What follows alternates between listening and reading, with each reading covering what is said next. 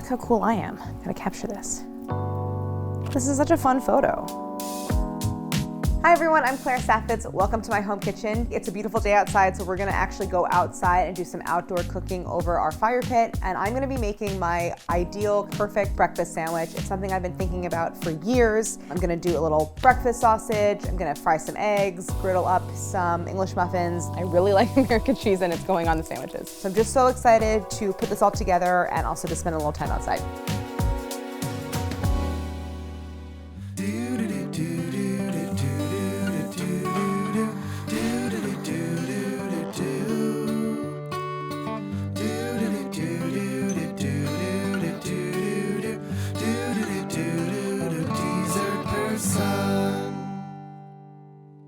I am always a savory breakfast person, and the sort of king of breakfast, especially in a place like New York, where you can, go to like any corner deli or bodega, is the breakfast sandwich. And so this is something that I've just thought about, like, how do I like to eat mine? How do I want my egg cooked? Do I want a protein on it? Do I want it with ketchup? Like, what is the bread component?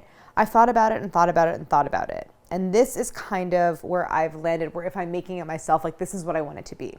So I went ahead and did everything like from scratch. So I have English muffin dough in the fridge. That's a recipe from Dessert Person. So check out that episode so you can see how I made it. But you don't have to do that. You can just use store-bought. But kind of the main thing that I'm going to show you today is my recipe for breakfast sausage. It uses ingredients you can just find at any grocery store.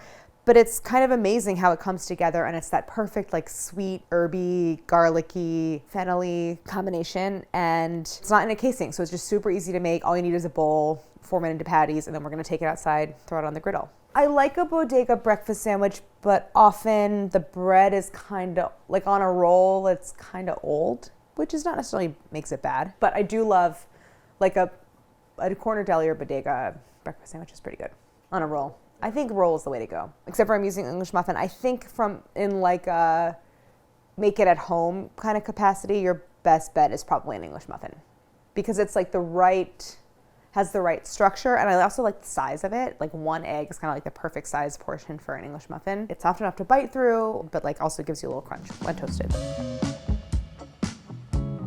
So over here, I have my ingredients for the breakfast sausage. And then here is what I'm going to use for assembly. What I don't have out is the English muffin dough because that's just hanging out in the fridge. So for the breakfast sausage, I have a pound of ground pork, some bacon, maple syrup, cayenne pepper, 1 clove of garlic, some fresh sage, kosher salt, and fennel seed. So for actually assembling the breakfast sandwiches, I have ketchup, hot sauce, obviously eggs, some butter for the griddle, American cheese, and then salt and pepper. For special equipment, the main thing you'll want is like a nice big cook surface. So behind me I have a griddle. This is a carbon steel griddle, so you have plenty of surface area, which is great. So if you're making multiple sandwiches, you have room for, your sausage patties and frying your eggs and everything. If you don't have a griddle, you can just use a large skillet. Before I get into the recipe, I want to thank our friends at Made In for sponsoring this episode. Made In is the maker of this incredible carbon steel cookware line. Today I'm going to be using their griddle, which is such a cool piece of equipment. Because it's carbon steel, it's naturally really lightweight, even though it's large enough to span across 2 burners. You can go from the stove to the grill to even cooking over open flame. It is safe up to 1200 degrees Fahrenheit, so you can cook over super high heat, and it comes pre-seasoned, so the material is naturally non-stick. I also love that they make this incredible press, so like perfect for smash burgers in the warmer months. You can do breakfast for the whole family on the griddle, from pancakes to bacon to fried eggs, basically everything, grilled cheese. It's so versatile. I also love their line of carbon steel skillets. They're so lightweight and they perform just like cast iron with all the even cooking properties, but they also heat up and cool down so fast. So if you want discount off of your order, check out the code below. Go to madeincookware.com. And I'm so excited to bring some of these pieces of equipment outside. We're gonna get cooking. I do think for people that have never made sausage before, you will be surprised to learn how easy it is. Now, I'm not talking about the kind of like sausage stuffed into a casing. I'm just talking about like loose sausage meat that you can form into patties, which is how I want it for my breakfast sandwich. Really, it's just a matter of taking ground pork, adding enough salt, mixing in whatever flavors you want, and then also making sure there's enough fat that everything kind of binds together. But it's really easy to do, and I'm not making a large quantity, so it's really makeable by hand. So the first thing I'm going to do is chop up some fresh sage leaves. I'm going to add about 2 tablespoons. I'm just picking off the leaves. So now sage as an herb, it's kind of on the hardy side. The leaves are like a little bit furry and they're just kind of a little bit tough. So you want to finely chop it.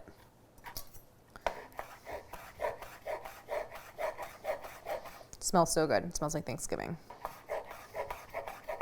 And the great thing about making sausage is it freezes really well. So you can always, make a pound of it. And then if you're only cooking a little bit, wrap up, the patties and then, individually and then freeze them. And that's great. Now, when you're making sausage, you always want to check the seasoning and just the balance of all the flavors. And we're going to do that by cooking a little test patty. So just know that you have some wiggle room, or if you taste it and you really wish that there was more sage, you can add more. If you think that you're not going to be that into a very sage forward breakfast sausage, hold a little bit back and you can always add more. So this looks good. I'm going to just go ahead and eyeball and say that that's 2 tablespoons, which I think it is probably close. Okay. Now I'm going to take about a teaspoon of fennel seeds.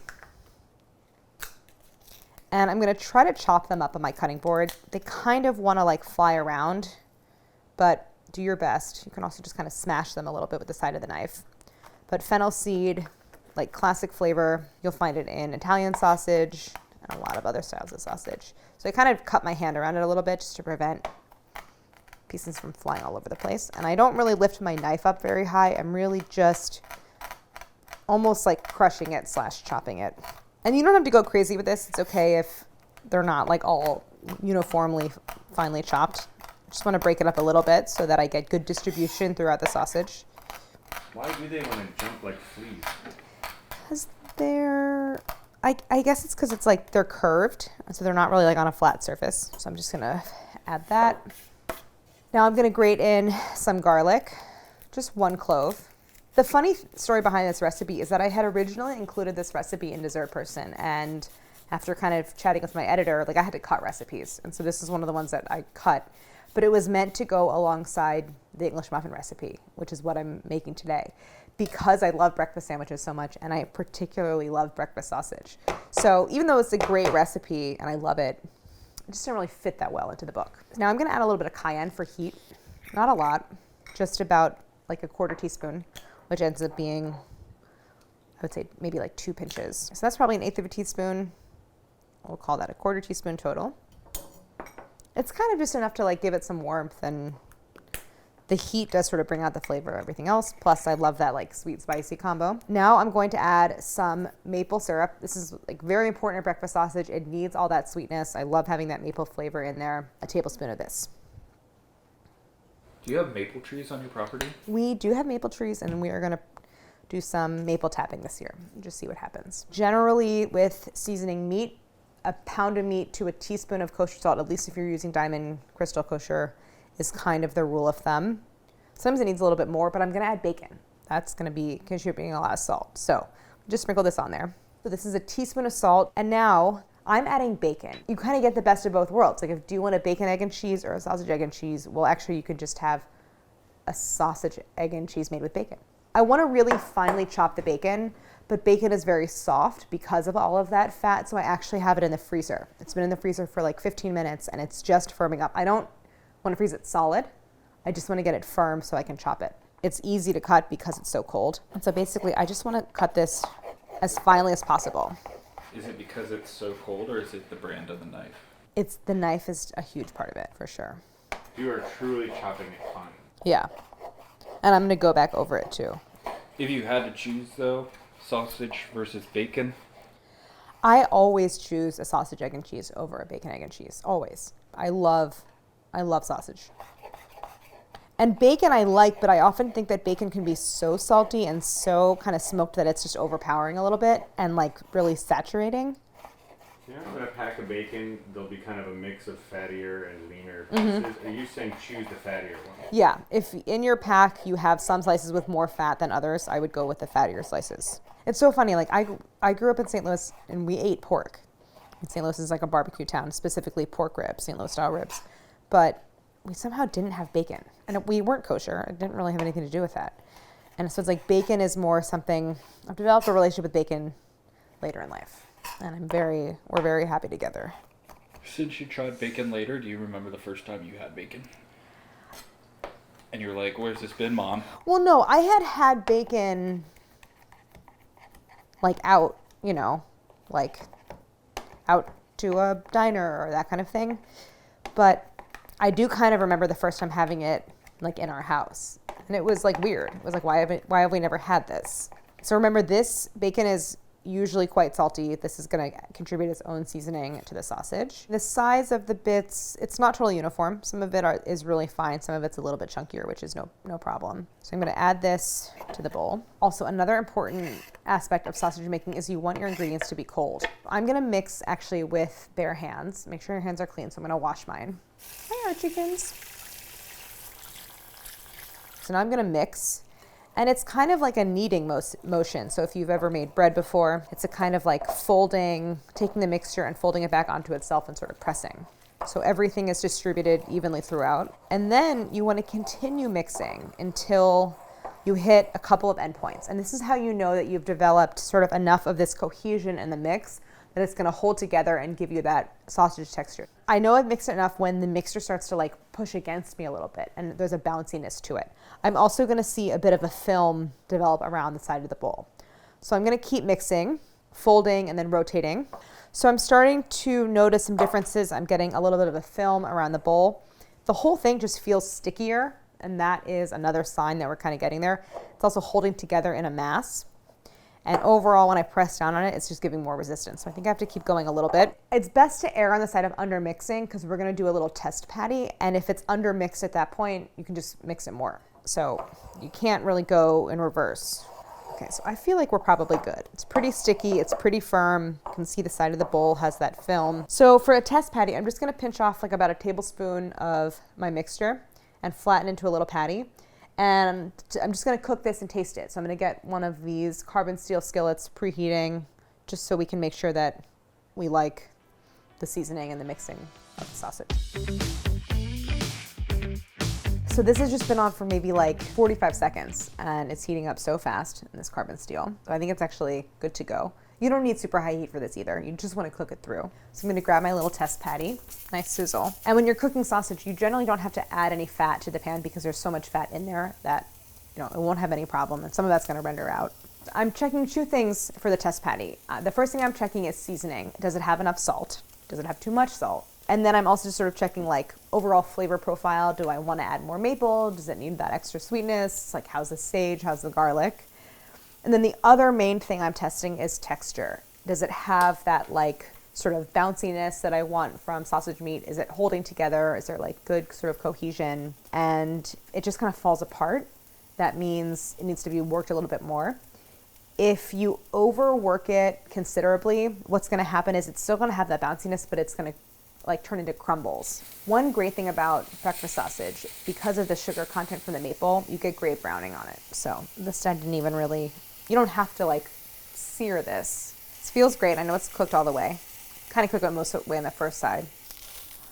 I'm going to taste this. First I'm going to let it cool for a second. It's a little hot. I love the sage. I'm a big fan of sage, so it's very sage forward in a way that I like. I've got the fennel. I kind of didn't show you because I ate it so quickly, but it has that slight bouncy, like just sausage texture. It's good. I'm really happy with it. I think we're good. So I'm going to form these into like between 3 and 4 ounce patties, and I'm just going to stick them between layers of parchment paper. And then once I'm out there, I'm going to use the made-in press to really get super even flat patties.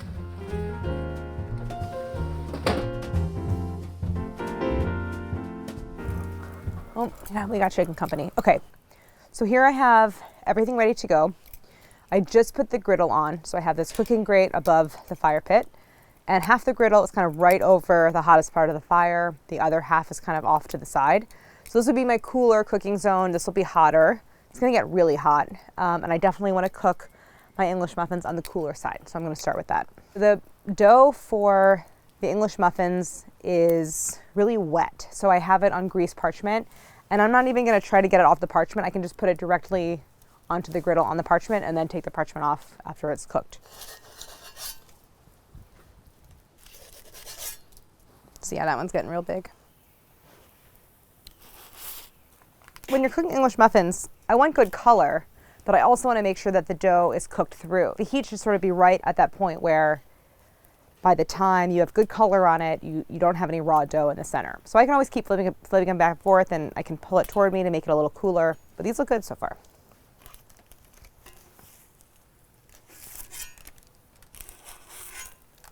Looks like an English muffin, doesn't it? Yeah, they look great. I'm gonna put this guy a little bit on the warmer side. These guys maybe a little on the cooler side. They feel so light, like they're so full of air. Although I don't think they're cooked through. So I'm gonna let these kind of hang out in a cooler zone. Oh my God, getting a little on the dark side. Oh, that one looks great. All right, let me put on the last two. So my order of operations. I'm gonna pull the English muffins off and let those rest so they can kind of like continue to like release a little steam and cook through. Then I'm gonna go sausage, then I'm gonna go eggs. If they're a little undercooked in the center, it's actually okay because I'll just griddle them cut. Be delicious. And I brought some butter out for cooking the eggs, and also I can toast the English muffins in the butter.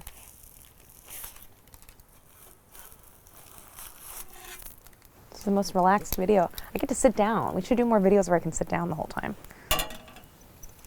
We did marshmallows Yeah, like a year ago. When did we do that? like a year ago. Yeah. Truthfully, this is much easier to do inside, but I'm gonna attempt to do it here in a reclining position on this Adirondack chair. I'm sort of feeling like these guys on the end that have been on here the longest are probably nearing done. They feel done. And when I say they feel done, it means that like for the size, they're kind of light, which is how I know there isn't any like dense dough that's undercooked in the middle. These have to cook a little bit longer. I'm gonna move them to the cooler zone. These guys are done, I think. I'm gonna take them off. And so I'm gonna let everything kind of finish cooking here, and then it'll be preheated and we're ready to cook the sausage. So now when you're cooking any kind of sausage, if it's out of the casing or if it's in the casing, really press it down because it's gonna shrink quite a bit. And I want it to be the same kind of size when it's done cooking as the, what are those called? English muffins. Oh, actually.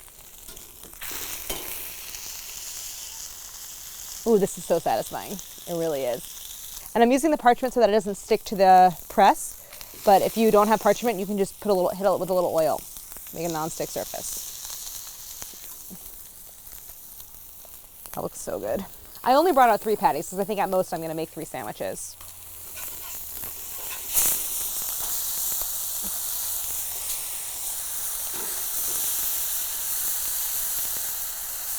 Oh, it smells so good. And it's really easy to tell when they're done because you'll see it start to brown around the edges. Oh my God, it looks so good, like amazing caramelization. It's actually kind of nice to sit at this level because you can like really see what's going on. All right, so take a look at this. Looks so good. That press is like full contact with the griddle. So look at that browning. What do we have going on here? Making breakfast sandwiches. I know, but did you make that sausage? Yeah, hello. Oh my God. By the way, Harris, Yeah. perhaps Look at those English muffins. Are you kidding me? perhaps you might notice when I turn this around that you melted the side of the table. Well, it's a good thing you told me to move the table before. You know best. Yeah, but you didn't, and The it way I see melted. it is it proves that you have better judgment and are smarter than me. So why don't you listen to everything I say? So I'm gonna take off the sausage and get it on my sheet tray because these are done. Okay, so now I'm gonna fry the eggs. I'm gonna kind of move this to a little bit cooler because this is pretty hot. And now I have my chicken eggs from our chickens. I'm gonna keep all this great fat from the sausage, but I'm just gonna also put down a little butter, but really fast because I don't want it to burn. Oh no, oh no, get back on there. So I'm gonna fry 3 eggs, and I've decided after much contemplation and thought that my preferred egg for an egg sandwich, and this changes with time, but at the moment it's a fried egg but with a broken yolk so that the yolk doesn't get too runny. Harris, did you have something you wanted to add? I agree. You agree? Oh my God. So that butter is browning. It looks so good. I'm gonna hit it with some salt and pepper. I'm gonna take a look inside my English muffins. So I got a fork just so I could break them open without kind of bulldozing the nooks and crannies. I think they're a little underdone. Oh, actually, it looks really good. It's not actually as underdone as I thought it would be. It's really nice. I do want to give it a little toast though. It's a little bit, it's just the tiniest bit under. So let me actually just go ahead and finish these eggs before I get those on, and I'll probably toast 3 of the most done English muffins. I'm just gonna break the yolk.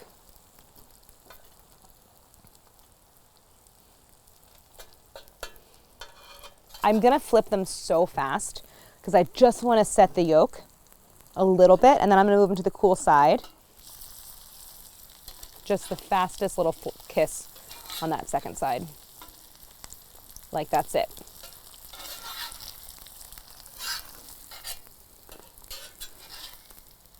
So still a little jammy. I don't want those to overcook. I'm gonna put down a little more butter and toast my English muffins.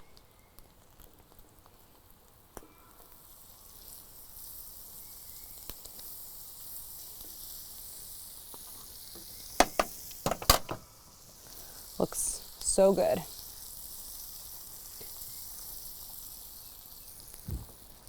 This one's a little on the soft side.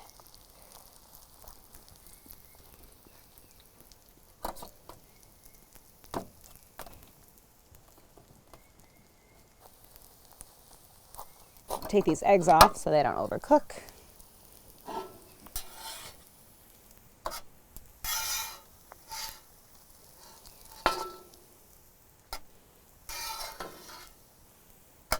I forgot to melt the cheese on them. Okay, let me get them back on. Okay, American cheese. After a long time thinking that I was too good for American cheese, I am certainly not. I really like American cheese and it's going on the sandwiches. So I'm just gonna put these over the eggs and get them back on the griddle. You know what I'm gonna do? So these guys are gonna warm up. The cheese is melted, all this looks great. The English muffins are toasted. I'm gonna assemble everything and I can just put them together right on the griddle. Bring it even closer to me a little bit. Looks buttery and delicious.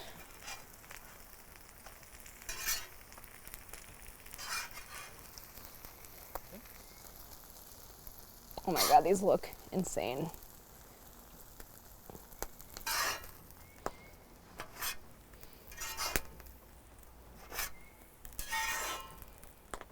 Yeah, we made really delicious breakfast sausage, and some people might like bristle at the idea of putting ketchup on that, but I love ketchup so much, I'm gonna do it. So I have my finished assembled breakfast sandwiches. They look incredible. We have like the melty cheese, the set but not dry yolk, the like crispy edges of the whites of the egg, that like beautifully caramelized sausage. This is just perfect. It's super hot still from the griddle. So I'm gonna put a little bit of hot sauce on mine. I don't have any napkins. Oh well. Oh my God, I just got like a smell of the hot sauce vinegar and the sausage smells so good. I'm serious, if this is camping, then sign me up.